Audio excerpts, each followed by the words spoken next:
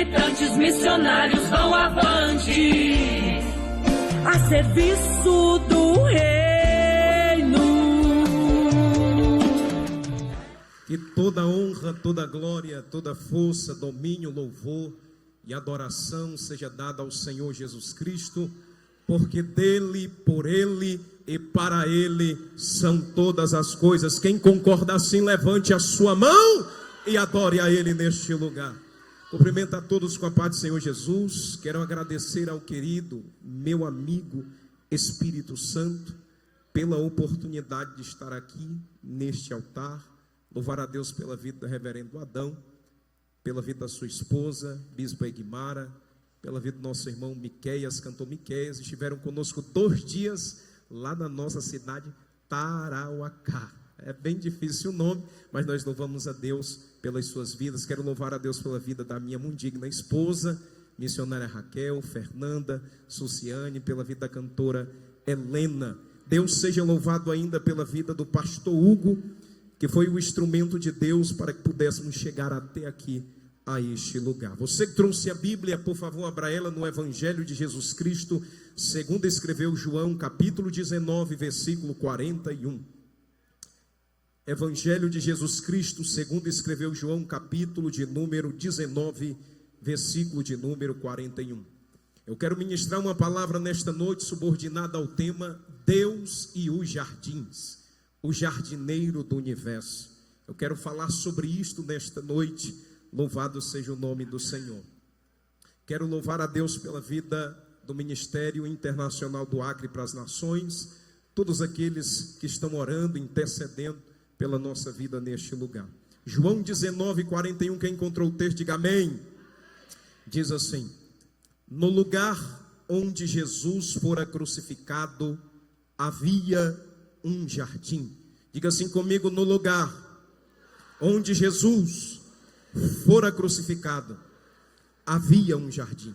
Só escute agora: e neste um sepulcro novo. Diga assim comigo: e neste um sepulcro novo, no qual ninguém tinha sido ainda posto. Amém. Põe a sua Bíblia no banco rapidamente, por favor. Hoje eu recebi uma notícia do Espírito Santo e eu vou fazer conforme Ele me ordenou aqui nesta noite. Diante de Deus, eu senti quando chegou um ser aqui nesta noite. Quem é espiritual está sentindo o ambiente.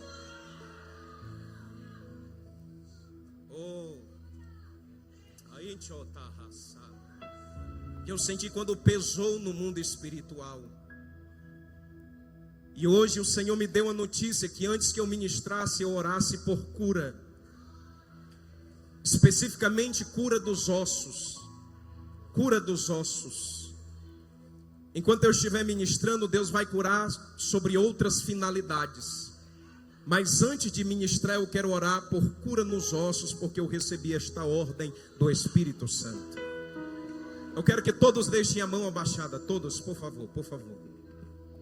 Só você que tem algum problema de ossos nas pernas, na coluna, nas juntas, nos dedos. Só você que tem algum problema de ossos. Eu quero que você levante a mão agora. Agora.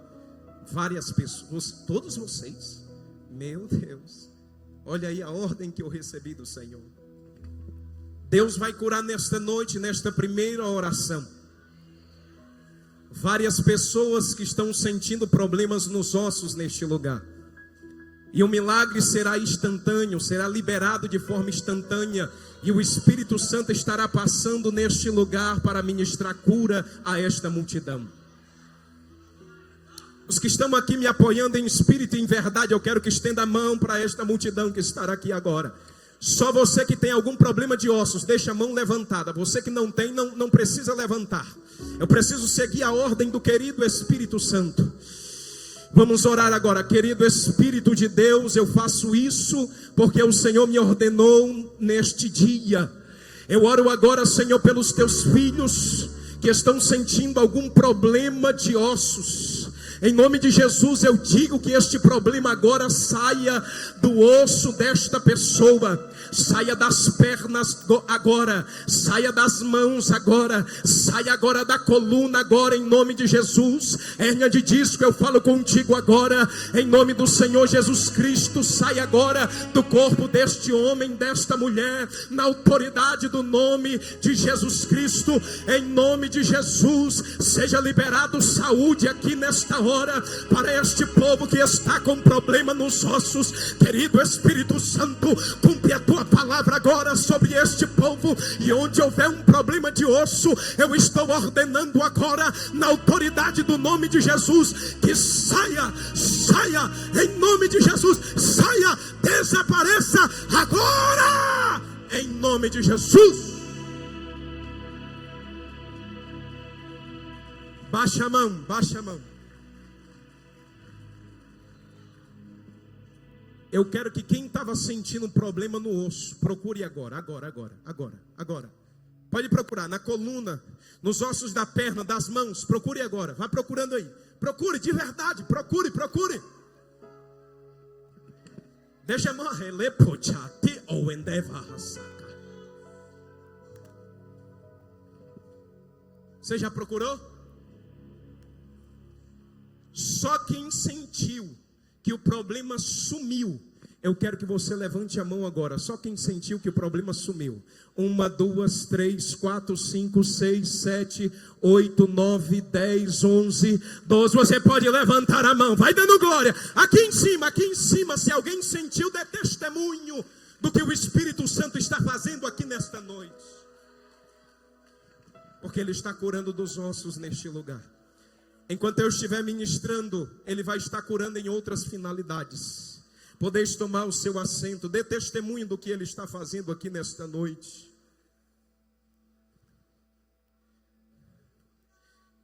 É por demais revelador quando nós olhamos para João escrevendo este livro, especificamente no capítulo de número 19, versículo de número 41.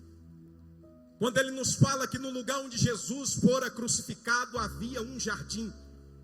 E não só um jardim, neste lugar também havia um sepulcro novo. João, como nós sabemos, era um dos discípulos mais próximos, se não o mais próximo de Jesus. João era o discípulo que tinha mais intimidade com Cristo, tanto é que nos diz a palavra que ele reclinava a sua cabeça sobre o peito de Jesus. E foi o último apóstolo a morrer, e não morreu de morte cruel, morreu de velhice, porque assim o Senhor determinou em sua vida. João era amigo, João era íntimo do Senhor Jesus Cristo. Quem é íntimo descobre mais detalhes. Quem é íntimo conhece uma profundidade diferente de outros que não são. Quem se aproxima mais dele vai conhecer mais dele. E assim era João era íntimo, por isso foi mais profundo nos seus textos. João se aproximou mais, por isso ele passou a conhecer mais também do seu Senhor. E João vai escrever a respeito do jardim, no lugar onde Jesus fora crucificado. E posteriormente vai falar do sepulcro novo. Quando nós olhamos para a Bíblia, especificamente Gênesis capítulo 1, versículo de número 1, vai dizer que no princípio Deus criou os céus e a terra. No versículo de número 2 vai nos mostrar uma terra que estava sem forma, uma terra que estava vazia. Mas é interessante, quando nós olhamos para o texto, nós iremos ver que a primeira terra não era uma terra sem forma. Eu quero que você entenda nesta noite, é até um tanto complexo de entender, mas eu quero que você redobre a sua atenção. Antes de existir uma terra sem forma e vazia, já existia uma terra neste mundo. E foi a terra onde Deus fez o jardim do Éden. Sim, digo para os senhores nesta noite, com base no livro de Ezequiel, especificamente no capítulo de número 28, versículo 13, e também Ezequiel, capítulo 31, versículo de número 8, 7, 9, 16 e 18, que o primeiro jardim que Deus criou foi o jardim da primeira terra, chamado também de jardim do Éden.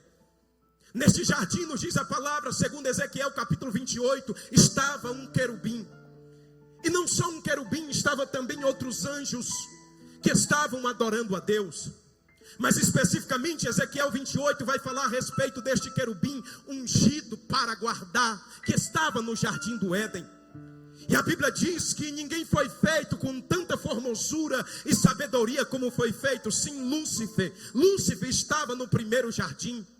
E Lúcifer, ele foi feito com formosura, com sabedoria. E nos diz a palavra do Senhor que o que Deus fez na vida dele foi tão grande, que quando Deus foi criar dois instrumentos, os tambores e os pífaros, Deus criou exatamente em Lúcifer os tambores e os pífaros.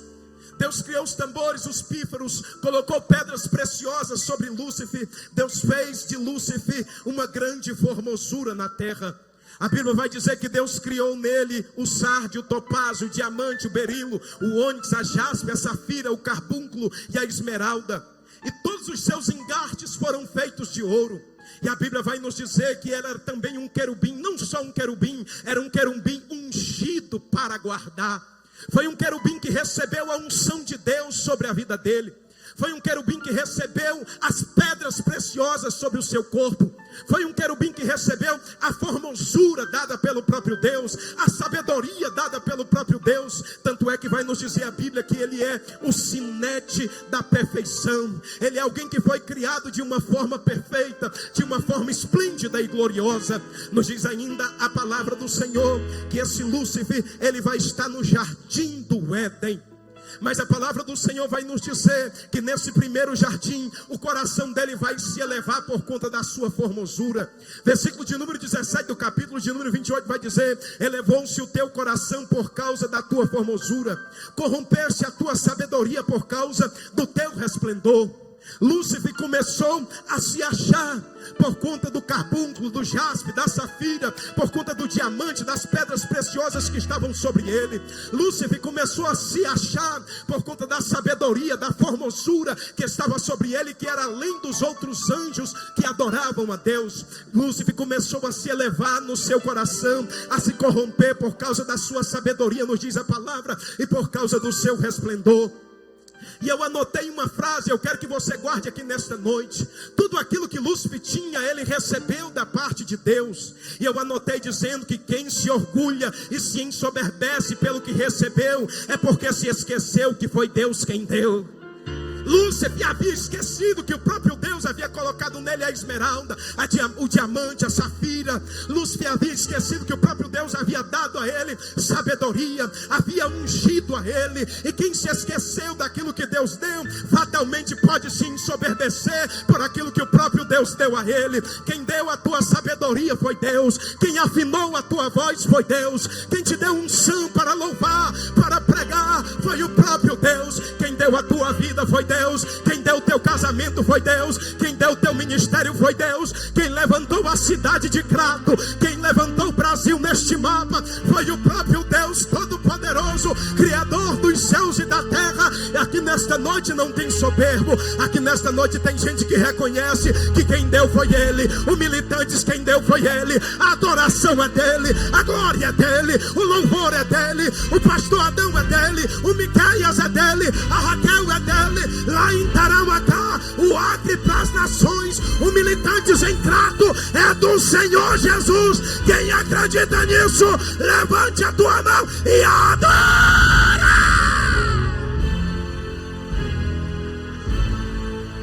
Quem deu a tua sabedoria foi Ele. Quem deu aquilo que você tem lá naquela conta bancária foi Ele. Não te ensoberbece por aquilo que Ele te deu. Quem te deu a sabedoria foi Ele. Quem te deu a posição que você está ocupando hoje foi Ele. É por isso que a glória é dele. O primeiro pecado de Lúcifer foi o orgulho, a soberba. O segundo pecado está em Isaías, capítulo de número 14. Ele começou a usurpar o trono de Deus. Ele disse: subirei aos mais altos céus, exaltarei o meu trono, e eu serei semelhante ao Altíssimo. A palavra semelhante aqui não identifica aspecto físico. A palavra semelhante aqui não identifica corpo do ser humano. A palavra semelhante aqui quer dizer igual a Ele. Deus tinha tirado Ele lá do lugar onde Ele nem existia. Deus tinha criado Ele, tinha dado a Ele formosura, mas Ele estava querendo o lugar de Deus. Mas o lugar de Deus ninguém pode tomar. Não há ninguém semelhante a Ele, não há ninguém igual a Ele, não há ninguém como Ele. Quem acredita nisso nesta noite? Se Jeremias estivesse lá, no capítulo de número 10, versículo de número 6, Jeremias dizia: não há absolutamente ninguém comparável a ti, ó Senhor. Tu és grande, e grande em poder é o teu nome. Moisés diria em Deuteronômio capítulo 4, versículo de número 39: pelo que hoje saberás e refletirás no teu coração, que só o Senhor é Deus, em cima no céu, embaixo na terra, e nenhum outro há. Deuteronômio 32, 39, Moisés disse: vede agora que eu sou o Senhor, e mais nenhum Deus há comigo. Eu mato, eu faço viver, eu firo, eu saro, e ninguém há que escape da minha mão. 1 Reis capítulo de número 8, versículo 60, o escritor escreveu dizendo: para que todos os povos da terra saibam que o Senhor é Deus, e que não há outro, não há outro, não há outro, não há outro. Quem pode adorar a Ele, quem pode glorificar, levanta a mão e anda.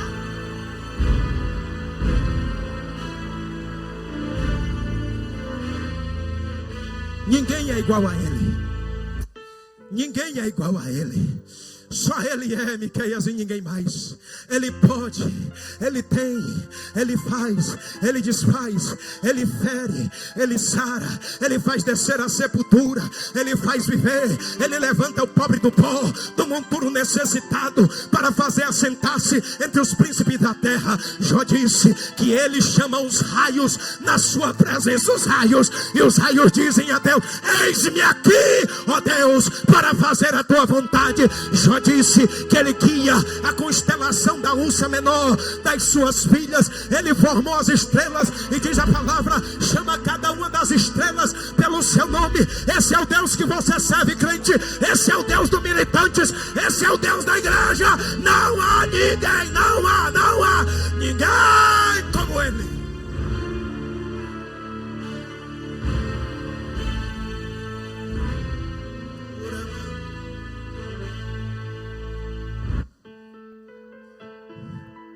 Terceira coisa de Satanás: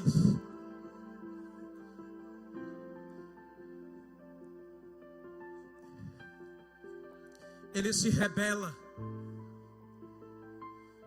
Além de ensoberbecer-se pelo que recebeu, além de orgulhar-se pelo que recebeu, além de usurpar o trono de Deus, ele se rebeliou contra Deus. Irmão, escute isso: diante de Deus, rebelde não tem lugar. Deus abate todo aquele que é rebelde. Deus não deixa perto dele todo aquele que é rebelde. E quando Satanás se rebeliou contra o Deus dos céus, eu acho lindo, irmãos, que Deus não vai nem se mover da cadeira do trono do universo. Deus vai olhar para perto, para aqueles que assistem diante do trono dele, e Ele vai chamar um por nome de Miguel. Deus não vai nem se levantar da cadeira. Deus vai dizer: Miguel, chama aí alguns anjos. Miguel, desce lá, porque tem um anjo aí soberbo, tem um anjo usurpando o meu trono, e tem um anjo rebelde que arregimentou a terça parte das estrelas do céu, a terça parte dos meus anjos, e está vindo aí, Miguel, para tomar o meu trono. Miguel tirou a espada da bainha e disse: aqui não, o trono dele ninguém não toca, no trono dele ninguém não mexe, e ele vai precipitado de alto a baixo.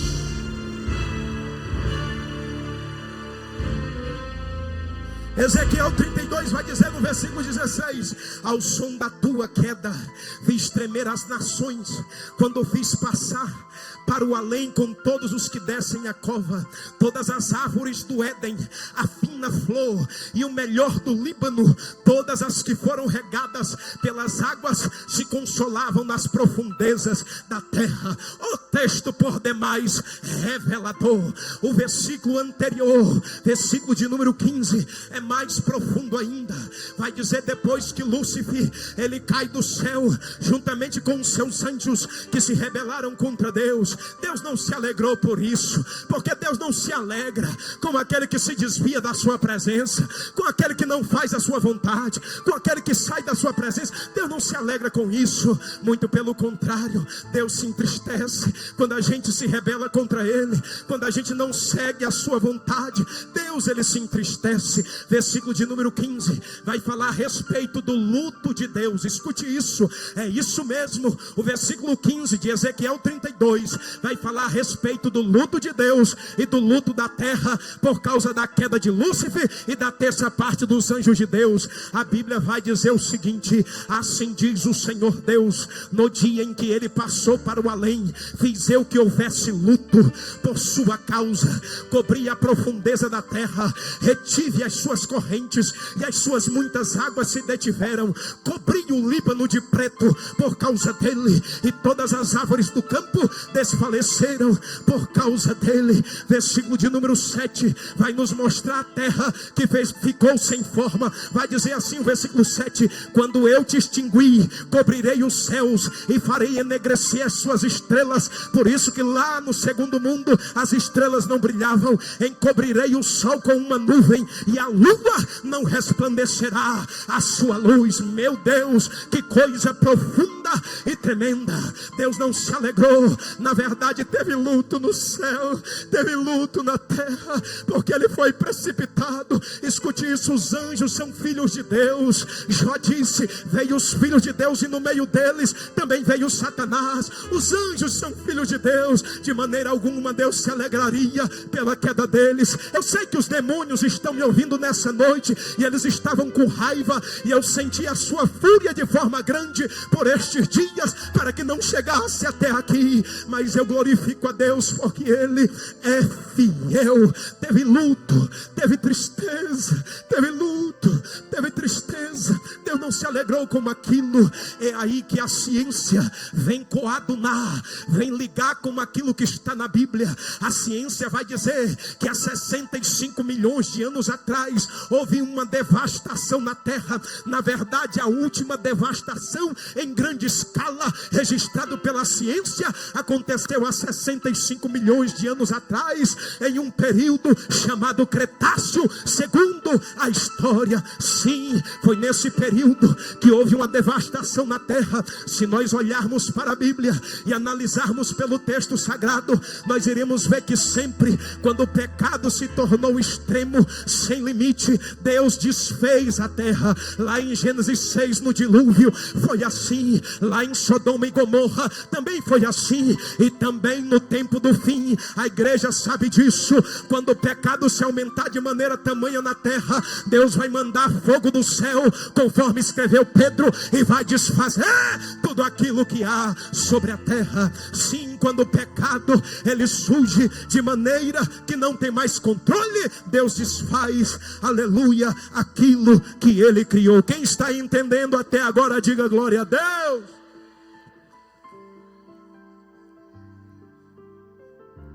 Mas milhões de anos depois de Deus ter desfeito tudo, Deus vai intentar no céu e vai fazer na terra, porque antes de fazer na terra Ele projeta no céu. Eu vou repetir isso. Antes de fazer na terra, Ele primeiro projeta no céu. Não aconteceu ainda na terra. Eu sei que eu estou pregando para alguém aqui nessa noite. Não aconteceu ainda na terra, mas Ele já está projetando lá no céu o que vai fazer. E Ele fez. Ele começou a dar forma à terra informe de Gênesis 2. Ele começou a encher aquela terra.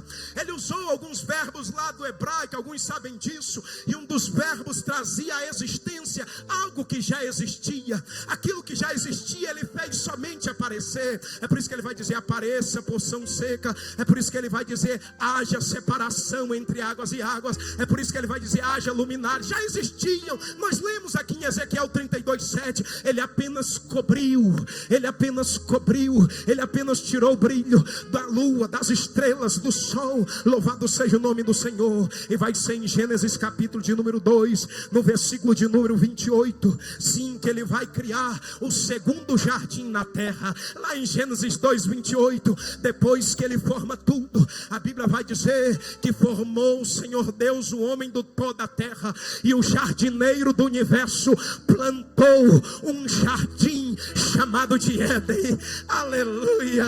E ele disse: eu vou colocar nesse jardim o homem, primeiro para cultivar, segundo para guardar o jardim. Sim, o mesmo Deus que foi o jardineiro do universo deu essa mesma profissão para Adão. Deus disse: Adão, tu também vais ser jardineiro nesse jardim. Adão, além de jardineiro, eu quero te ensinar um negócio. Adão, teve um anjo aí que era querubim ungido da guarda. Eu dei unção a ele para ele guardar a minha santidade, guardar o louvor, a adoração, mas ele não guardou. E eu já vou te dando um recado, Adão. Adão, tu também tem que ser guardador. Adão, tu também tem que ser protetor. E a Bíblia diz que as duas ordens dadas ao ser humano foi para cultivar a terra e guardar aquele jardim. E quando Deus fala alguma coisa conosco, não é por acaso. Por isso nós temos que estar atento à voz de Deus, a tudo aquilo que Ele nos ordena fazer. A primeira ordem foi ser jardineiro,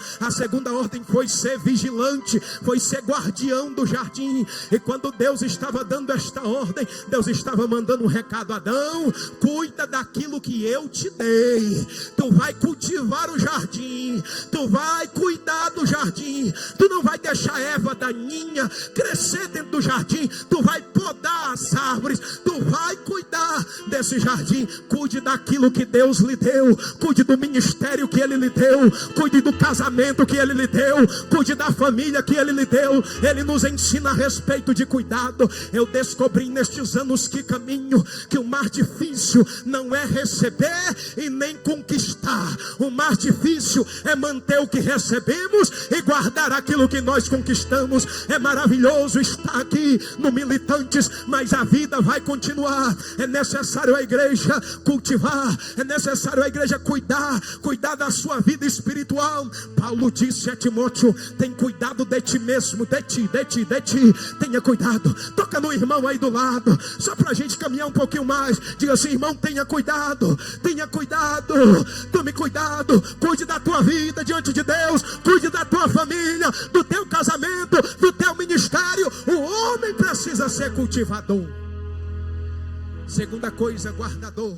Quando nós lemos sobre as igrejas da Ásia, vai estar escrito lá: aquilo que tens, a igreja do fim, a mensagem do Apocalipse para nós, para a igreja que está aqui hoje: aquilo que tu tens, retende-o até que eu venha. Guarda o que tu tens, para que ninguém tome a tua coroa. O homem tinha que guardar o jardim, mas você sabe da história, eu vou encurtar. Ele não vigiou, ele não guardou o jardim. Satanás entrou lá para tentar frustrar o plano de Deus na criação, e ele fez Eva pecar, e Adão voluntariamente comeu do fruto do conhecimento do bem e do mal. Mas aí nós iremos ver Deus descendo na terra, e Deus passeando no jardim do Éden. Adão estava lá de trás das árvores, e Deus vai descer com um propósito, porque Ele não faz nada sem propósito. Deus vai dizer: Adão, onde tu estás? Ele vai ouvir a voz de Deus, e o Senhor vai descer na terra, primeiro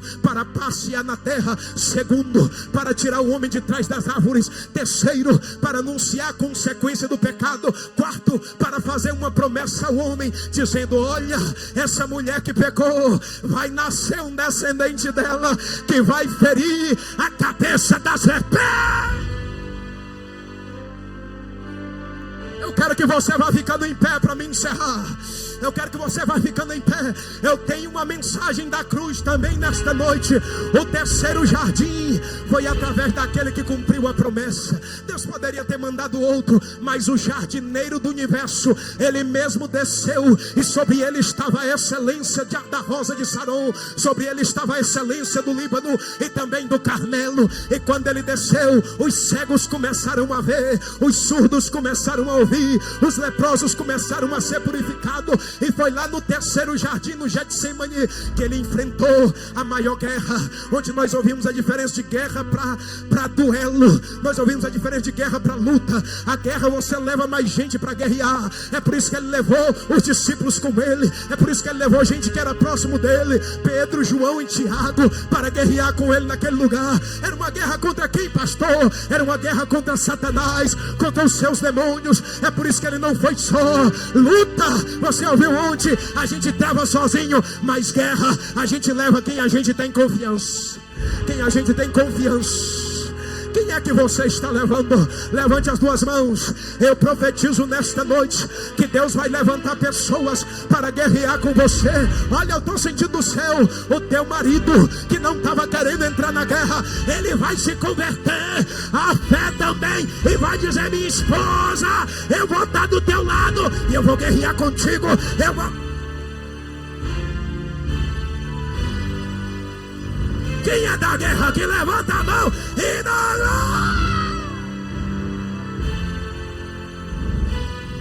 E naquela guerra Jesus poderia ter feito a sua vontade, mas ele não fez.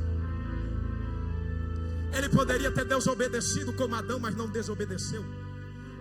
Ele poderia ter feito como Lúcifer, usurpar o trono, que ele tinha um trono, mas não usurpou. Porque mesmo subsistindo em forma de Deus, Paulo disse, não teve por usurpação ser igual a Deus. Ele não quis levar o sentimento daquele anjo que caiu, mas ele humilhou a si mesmo. Ele tomou a forma de servo. Sabe o que é lindo? Jesus não tomou a cruz em determinados lugares, como alguns pensam. Jesus tomou a cruz dentro do jardim, lá dentro do jardim do Getsemane. Foi a maior guerra que Jesus já atravessou. Tanto é que ele teve o que o pastor Adão pregou lá na minha cidade, hematidose. Ele começou a suar sangue. O negócio foi tão feio lá que ele começou a suar gotas de sangue. Era uma guerra grande, mas ele disse: Pai, eu não vim para fazer a minha vontade. Adão fez, Lúcifer fez, mas eu vim para fazer a tua.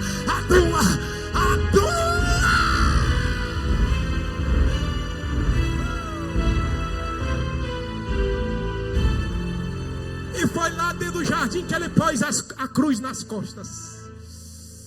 O homem que estava escondido atrás das árvores, o carpinteiro, ele tirou uma árvore, aí ele formou dessa árvore uma cruz, e ele colocou aquela árvore nas costas, lá dentro do jardim. Mas como? Porque eu não vi. É assim, aquilo que nós vamos vencer, nós já vencemos orando. Antes de chegar lá, tu ora aqui, tu adora aqui, tu canta aqui, tu louva aqui, e Deus já está trabalhando lá.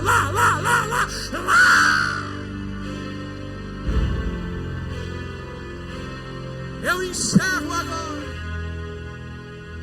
No jardim ele vai à cruz. Oh, coisa linda. Só João escreve isso, pastor Adão. Que lá no lugar onde ele fora crucificado tinha um jardim.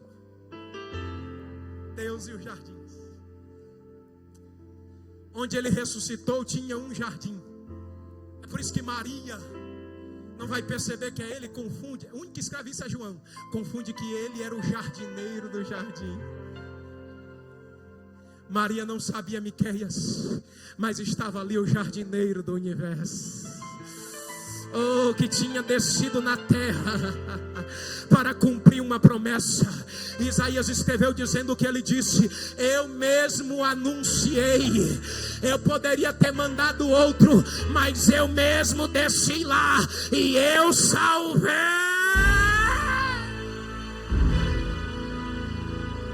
Receba a cura ainda agora em nome de Jesus.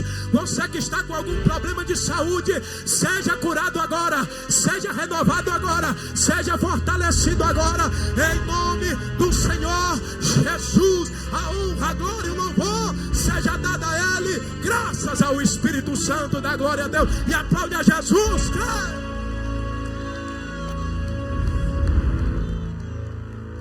Militantes missionários vão avante, a serviço do Rei.